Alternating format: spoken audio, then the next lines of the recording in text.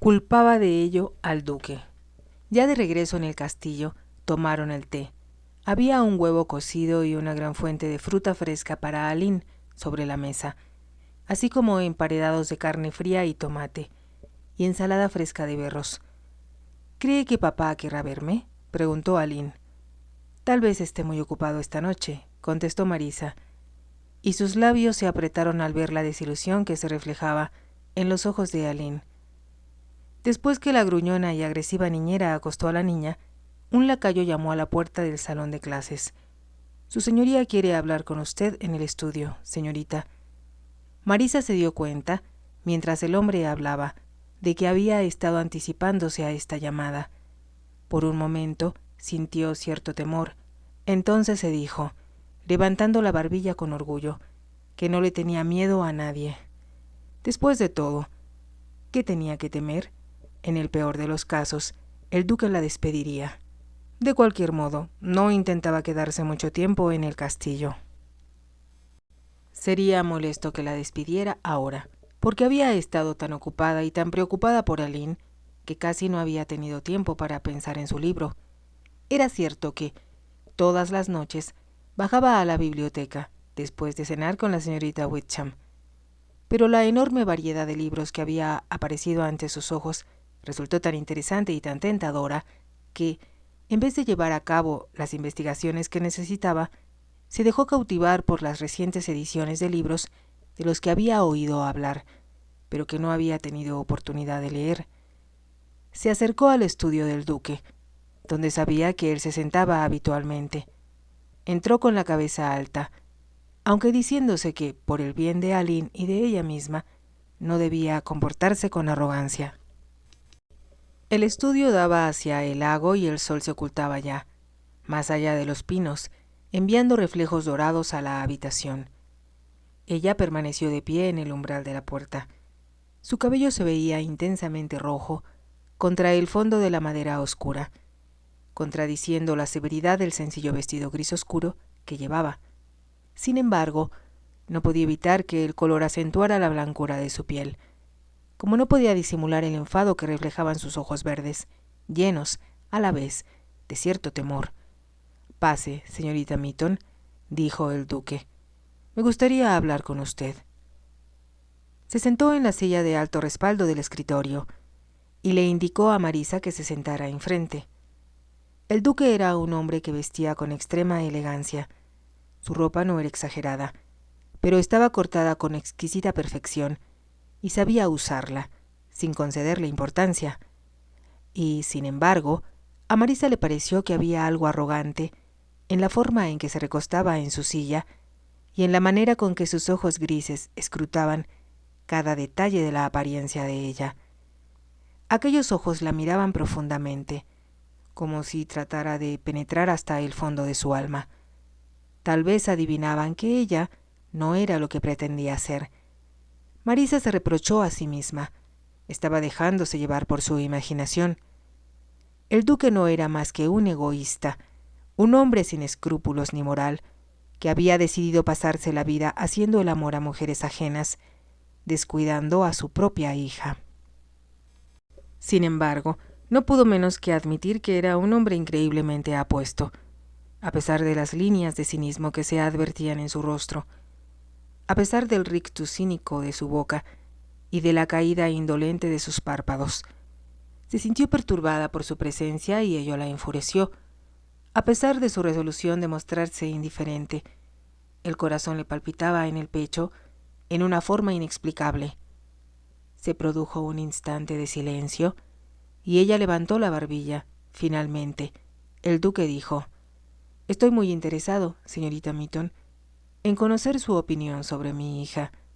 Me temo que las otras institutrices que he empleado han tenido una opinión bastante negativa sobre la inteligencia de la niña. Es realmente tonta». «Todo lo contrario. He descubierto que Aline tiene una mente excepcional», contestó Marisa. «Tiene una gran memoria para retener las cosas y una imaginación que aún no ha sido usada, y es, en mi opinión, una de las criaturas más abandonadas a su suerte que he encontrado en mi vida. abandonada a su suerte. Si Marisa había intentado sorprender al duque, ciertamente lo había logrado, pues lo hizo incorporarse en su silla y mirarla furioso a través del escritorio. ¿Qué quiere decir con eso? ¿Acaso no es suficiente personal para cuidarla? Su vieja niñera, replicó Marisa, es demasiado anciana para estar a cargo de una niña, y debió haberse retirado hace años. Se obstina en que nadie, sino ella, ejerza ninguna influencia sobre Aline. Vuelve agresiva a la niña y le llena la cabeza de tonterías. Una institutriz tiene pocas probabilidades de éxito, mientras Aline tenga esa niñera. Se detuvo un momento para observar el efecto que causaban sus palabras, y agregó: las otras personas que cuidan de Aline son, desde luego, sirvientes. Hablan e intercambian chismes entre ellos frente a la niña, como si ella no estuviera delante. Es un hábito que, desafortunadamente, no se limita a la clase inferior, a los sirvientes, como bien sabe su señoría. En realidad, es usted muy franca, señorita Mitton, dijo el duque. ¿Podría preguntarle qué sugiere para mejorar la situación de Aline y procurar su bienestar? Intentaba preguntarle a usted, apenas regresáramos al castillo, si no hay ningún otro niño de la misma edad de Aline en la propiedad. ¿Puede imaginar lo que significa para una niña de la edad de Aline no tener amiguitos con los cuales jugar y reír? Se detuvo antes de continuar. De hecho, ha sido criada en una forma muy similar a la del príncipe de Gales que, según tengo entendido, nunca tuvo derecho a disfrutar de la compañía de chicos de su edad. Cuando algún niño iba a tomar el té con él, la reina Victoria y el príncipe consorte siempre estaban presentes. Al menos yo no cometo ese error, comentó el duque. Y, sin embargo, eso es lo único que ayudaría a Aline, contestó Marisa. Deseaba decir más, pero el duque la interrumpió. La señorita Whitchamp me comunicó que Aline rompió una muñeca muy costosa que le obsequió una de mis amigas. Intento hablar con ella acerca de eso. Tal vez usted ya la ha castigado por esta inexplicable travesura. No, no la he castigado, pero hemos enterrado el cuerpo del delito. —¿Enterrado? —exclamó el duque y, por un momento, a Marisa le pareció advertir un brillo divertido en sus ojos. Pero, ¿por qué habrá hecho ella una cosa así? ¿Por qué está celosa? ¿Celosa? De usted. Pero eso es absurdo. ¿Lo cree así realmente? Preguntó Marisa. Después de todo, es perfectamente comprensible. Como no ve a nadie más que a sirvientes a su alrededor, todo su interés se ha concentrado en usted. Es muy común que las niñas adoren a los padres. Yo adoraba al mío, pero para Aline es casi una obsesión. Por lo tanto, detesta a cualquier persona que logre la atención de usted. El duque se levantó del escritorio para dirigirse a la ventana. Casi no puedo creer lo que me está diciendo, señorita Mitton, dijo. Por favor, trate de creerme, suplicó Marisa. Si solo fuera un poco amable con Aline, si solo la alentara y le demostrara un poco de cariño, le aseguro que se convertiría en una niña perfectamente normal y encantadora. El duque no contestó. Parecía observar el atardecer. Después de un momento, dijo con lentitud: ciertamente, me ha dado algo en qué pensar, señorita Mitton. Mientras tanto, ¿intenta continuar enseñando a mi hija a disparar? Yo hubiera pensado que era demasiado pequeña para eso. Usted aprendió a la misma edad, dijo Marisa. Yo era hombre. También era un niño, arguyó Marisa, y deseaba el interés, la emoción y el ejercicio que proporciona la cacería. No es una actividad particularmente femenina, dijo el duque. Aline no es el tipo de niña a la que le interesa el bordado o la pintura de lindas acuarelas, exclamó Marisa, con cierta nota aguda en la voz. Además, nunca he estado convencida de que tales inclinaciones, o la afición a actividades que se consideran femeninas, hagan a una mujer más sabia, más encantadora o más buena. El duque volvió el rostro de la ventana.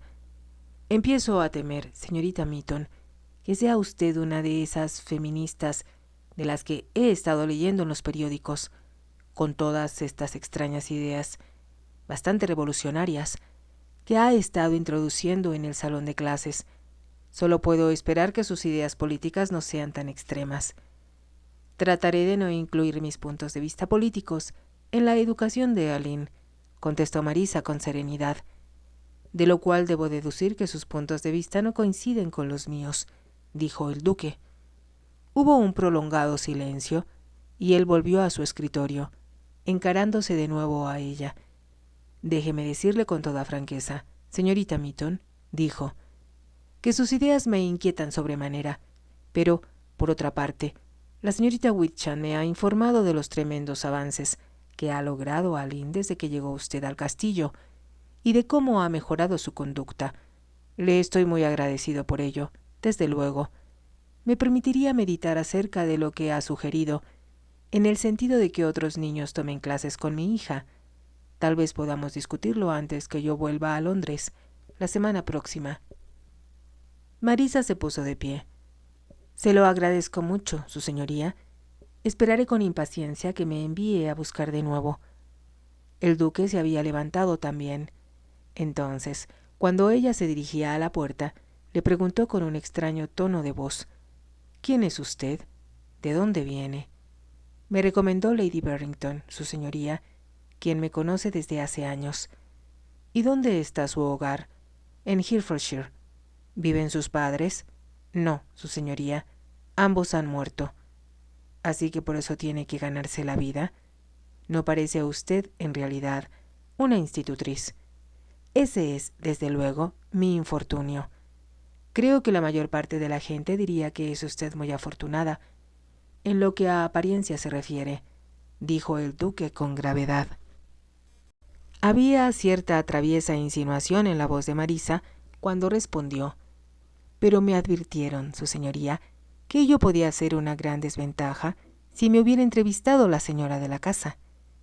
Tal vez fue una suerte que yo no haya estado en casa cuando llegó, dijo el duque con una sonrisa. ¿Está sugiriendo, su señoría, que no me habría permitido trabajar en su casa?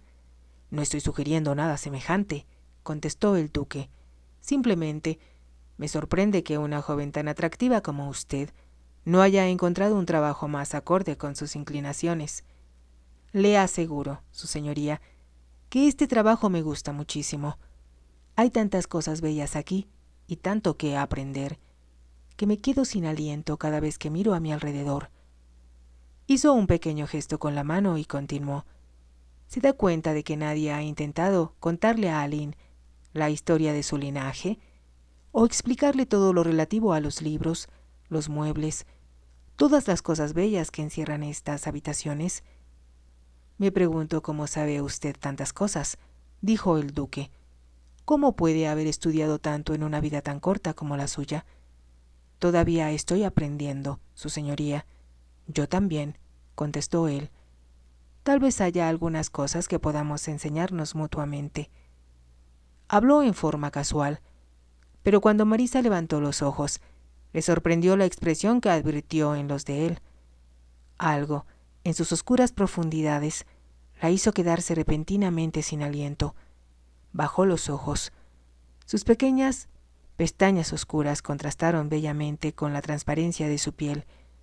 Le agradezco, su señoría, que me haya escuchado, dijo en voz apenas audible. Entonces caminó lentamente hacia la puerta y, abriéndola, salió de la habitación. Después fue la marquesa de Paddington, continuó diciendo la señorita Whitchamp. Era bonita y se veía muy elegante en las partidas de caza. Dejó aquí sus caballos guardados un invierno completo. Todos nos encariñamos con ella y, desde luego, ella, literalmente, reverenciaba el suelo que el duque pisaba. Marisa había deseado, cuando llegó al castillo, averiguar todo lo posible acerca de los amores del duque, pero ahora, por alguna razón que no acertaba a explicarse, sentía una curiosa aversión de continuar hurgando en su pasado. Le parecía nauseabundo estar escuchando a la señorita Whitchamp relatar los pasados amores del duque, y no pudo menos que preguntarse cómo aquella mujer tan chismosa había logrado conservar su actual puesto. No cabía la menor duda de que la secretaria conversaba familiarmente con los sirvientes y de que prestaba la mayor atención a todos los rumores que llegaban a sus oídos. Es, desde luego, el escape natural para las frustraciones de una solterona, se dijo Marisa, y no pudo menos que preguntarse si ella, también, no llegaría algún día a ser así. Sus planes para el futuro en el aspecto amoroso se concretarían a vivir en forma indirecta los idilios ajenos, sin tener nunca ningún romance propio. Entonces se dijo que, simplemente, se sentía deprimida porque el duque, al regresar al castillo, le había hecho notar con toda claridad que no aprobaba la forma como estaba educando a Aline. Tenía el desagradable presentimiento de que, tarde o temprano, él le impediría hacer por la niña todo lo que ella deseaba, y de que tal vez la despediría. La firmeza del carácter del duque se aproximaba mucho a la crueldad, y Marisa comprendía que no tendría escrúpulos en eliminar de su camino a cualquiera que le estorbara. «No quiero irme de aquí todavía», dijo en voz alta, cuando estuvo sola. Sabía que echaría mucho de menos el placer de leer en la biblioteca. La alegría de cabalgar en los magníficos caballos del duque y el verse rodeada de tanta belleza y de tantos atractivos objetos. Si quería ser sincera consigo misma, había todavía más que eso. Se había encariñado con Aline, a pesar de todas sus resoluciones en contrario. La niña le importaba más de lo que estaba dispuesta a confesar. Hacerla sonreír de nuevo y desarrollar sus facultades mentales gracias a la orientación adecuada era tan estimulante como ver crecer a una planta. «¿Nunca vamos a tener clases?», le había preguntado Aline en una ocasión, cuando Marisa llevaba en el castillo más de una semana. Marisa había sonreído. «Tuviste una prolongada clase de historia esta mañana», contestó, «cuando hablamos de ese magnífico retrato del duque de Wellington que encontramos en el Salón Azul». Se detuvo para que ella pudiera captar el significado de sus palabras, y entonces añadió: «Después, si lo recuerdas, estuvimos observando el mapa de Bélgica en la biblioteca para ver dónde tuvo lugar la batalla de Waterloo. Luego encontramos una ilustración de la batalla y un dibujo del baile que se dio en Bruselas, la noche anterior al avance de Napoleón. Esas fueron clases de geografía e historia, combinadas». «¿De veras?», había preguntado Aline con incredulidad. «Pero esa no fue una clase como las que me han dado antes. Me gustó mucho. Espero que siempre te gusten las lecciones que te dé, porque no sé enseñar de otra manera». «¡Oh, qué maravilloso!», exclamó Aline, rodeando con sus brazos la cintura de Marisa y oprimiéndose contra ella. «Es tan divertido estar con usted», dijo, y Marisa había sentido un nudo repentino en la garganta. Sí, no tenía el menor deseo de marcharse aún y, aunque detestaba al duque, amaba el hermoso ambiente del castillo de Box.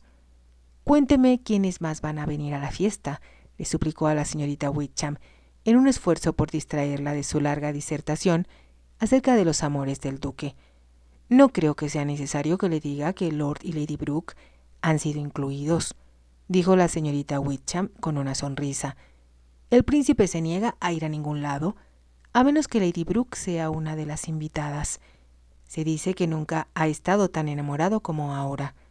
«Me parece extraordinario», comentó Marisa, tomando en cuenta que Su Alteza Real va a cumplir 50 años en este mismo año, y Lady Brooke solo tiene 31. Pero, ¿qué tiene que ver la edad con eso? Desde luego, aparte de que Su Alteza Real resulta extremadamente atractivo para las mujeres, Lady Brooke disfruta de todas las ventajas de moverse en el círculo del príncipe». Sonrió con aire de suficiencia y continuó diciendo: «Me han dicho que, durante la temporada de carreras, viajó con el príncipe en su tren especial y, desde luego, se sentó en el palco real. Hay muchas ventajas en ser, si no la esposa de Su Alteza, la reina de su corazón». «¿Va a ser un grupo muy grande?», preguntó Marisa. «Seremos 14 esta noche», contestó la señorita Wickham. «Tengo ya todos los nombres aquí. Mañana seremos 20 para el almuerzo, 30 para la cena y aproximadamente el mismo número el domingo. —¿Qué cantidad de arreglos tendrá usted que hacer? —exclamó Marisa. —Los hago de buena gana —dijo la secretaria con orgullo—. Los he estado haciendo desde hace años. Desde luego, la visita del príncipe es diferente. Por una parte, tenemos que establecer una oficina postal en la casa y toda un ala de la sección de la servidumbre, por lo general, se reserva para su séquito. Trae muchos sirvientes con él, 2 valets, su propio lacayo, que usa la librea real y permanece detrás de su silla durante las comidas y le sirve, 2 cargadores de armas, si piensa cazar, un caballero de honor y uno o dos palafreneros. Si la princesa viniera con él, llegarían a unos 25 sirvientes. ¡Santo Dios! Es casi un ejército. El príncipe es el heredero al trono, querida mía. Marisa sabía que Lord y Lady Wantage estarían entre los invitados y trató de que la información no llegara a oídos de Aline, pero, por desdicha, la señorita Witcham entró en el salón de clases a la mañana siguiente, mientras Marisa y Aline estaban desayunando. «Olvidé decirle, señorita Mitton», dijo, «que por lo general, cuando hay una reunión, Aline baja al salón a las 5 en punto, mientras están tomando el té. Usted la acompañará, desde luego, y esperará discretamente en el fondo del salón hasta que llegue el momento de traerla otra vez arriba». «¿No la podría dejar ahí?», preguntó Marisa rápidamente. «No, desde luego que no», exclamó la señorita Witcham, escandalizada. «Una institutriz espera siempre». La señorita Witcham se volvió para salir de la habitación y después, con un tono de reproche que Marisa consideró del todo innecesario, le dijo a Aline: «Lady Wantage estará aquí, Aline, y espero que si pregunta por esa hermosa muñeca que te dio, no le digas que la despedazaste tan cruelmente. Lastimaría mucho a mi lady, estoy segura, saber que recibiste de ese modo un gesto tan bondadoso de su parte». Aline bajó el cuchillo y el tenedor. El ceño fruncido, que con toda frecuencia distorsionaba ante su rostro, hizo que sus cejas casi se unieran por encima de su pequeña nariz. «Le voy a decir la verdad», dijo bruscamente. «Le diré lo que hice con esa estúpida muñeca que me dio. Soy demasiado grande para muñecas. Ya me lo ha dicho la señorita Mitton». «Basta con eso, Aline», replicó Marisa con voz suave. «Lo discutiremos tú y yo más tarde, cuando estemos solas». Miró a la señorita Witcham al hablar, y la otra mujer comprendió. «Será mejor que te portes bien», insistió de nuevo ante Aline, «o tu padre se disgustará mucho». Cuando la señorita Witcham salió de la habitación, Aline se levantó de la mesa de un salto. «Odio a Lady Wantage», dijo. «No quiero sus regalos. Si me trae algo más, se los arrojaré a la cara». Marisa había aprendido que no tenía objeto discutir con Aline cuando se encontraba en aquel estado de ánimo. «Démonos prisa», señaló, levantándose a su vez de la mesa. «Los caballos esperan. He planeado para hoy un largo paseo, así que apresúrate y ponte las botas». Se retiró antes que Aline pudiera decir nada más y después, cuando ambas estuvieron listas, llevó a la niña a toda prisa, escalera abajo, para salir por una puerta lateral en dirección de las caballerizas. Aline se veía aún malhumorada, pero Marisa no le prestó atención. Sabía que el ejercicio y el aire fresco disiparían su enfado y, en verdad, cuando solo tenían 15 minutos de galopar, Aline estaba sonriendo de nuevo. Cabalgaron en una dirección diferente a las que seguían habitualmente, pues Marisa había decidido mantener a Aline alejada de casa toda la mañana. Se había aferrado a la esperanza de encontrar un momento adecuado durante el día para revelarle a la niña que Lord y Lady Wantage estarían entre los invitados de su padre. Pero ahora que la señorita Witcham se lo había dicho ya, solo esperaba que Aline estuviera lo bastante cansada y tranquila al volver a casa como para no sentirse tan agresiva. Había cabalgado más de 1 hora y el terreno se tornaba cada vez más irregular, lleno de lomas y colinas, hasta que, inesperadamente, se encontraron con una vista muy desagradable. A un lado de la colina se hacinaba un montón de escoria metálica, oxidada, y un horno en condiciones ruinosas. —¿Qué es eso? —exclamó Marisa, sorprendida. —Esa es la vieja mina de hierro —contestó Aline. —Qué interesante —comentó Marisa—. Yo sabía que, a principios de siglo, había muchas pequeñas minas de hierro en Sussex, pero nunca había visto ninguna y pensé que todas se habían agotado. —Esta está agotada también —dijo Aline—. Ahora explotan otra, no lejos de aquí. Oí comentar a la señorita Witcham y a mi niñera que los hombres que trabajan en la mina son muy rudos y vulgares. Me han prohibido que cabalgue por este lugar. —¿Por qué no me lo dijiste? —preguntó Marisa—, aunque no veo que hay nada malo en ello. —Ni yo tampoco. Es solo que mi niñera es una vieja quisquillosa, y ya sabe que la señorita Witcham piensa que todo el que no es amigo del príncipe de Gales es un hombre vulgar. Marisa se echó a reír sin poder evitarlo. El mundo está lleno de gente vanidosa, Aline. Y ya que estamos por aquí, veamos la nueva mina.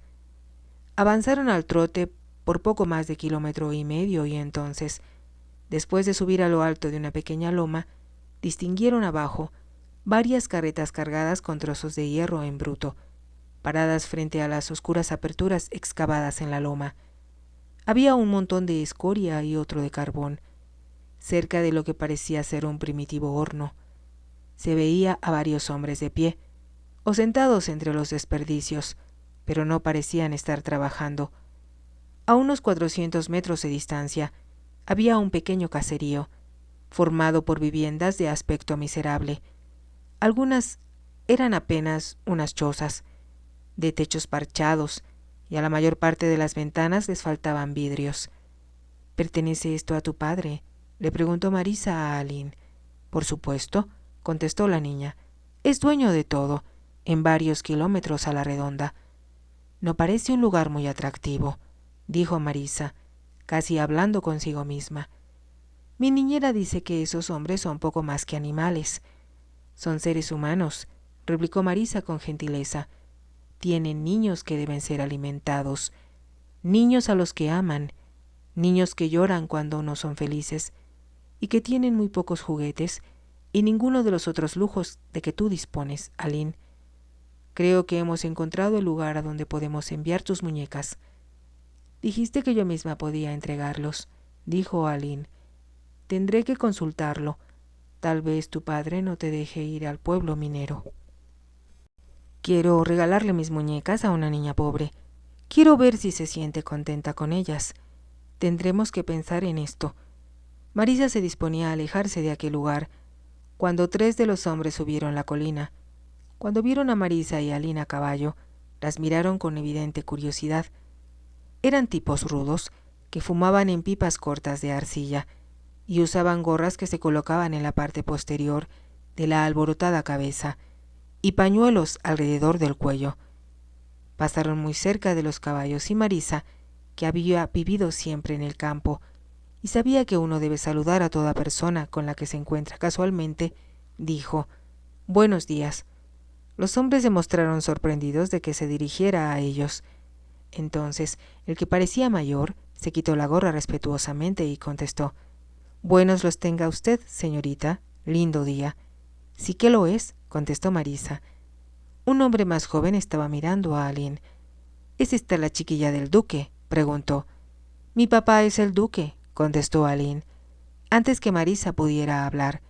«Ya me lo parecía», comentó el hombre casi burlonamente, y entonces escupió. Los 3 hombres continuaron caminando, y Marisa hizo volverse a su caballo para regresar al valle.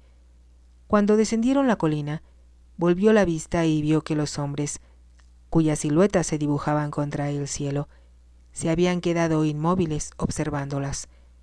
«Se ven muy rudos porque tienen que trabajar en un ambiente muy sucio», dijo Marisa, pensando que era oportuno impartirle alguna enseñanza a Aline. Al extraer hierro, carbón o pizarra de la tierra, el polvo y la mugre se introducen en la nariz, el cabello y los ojos de los mineros.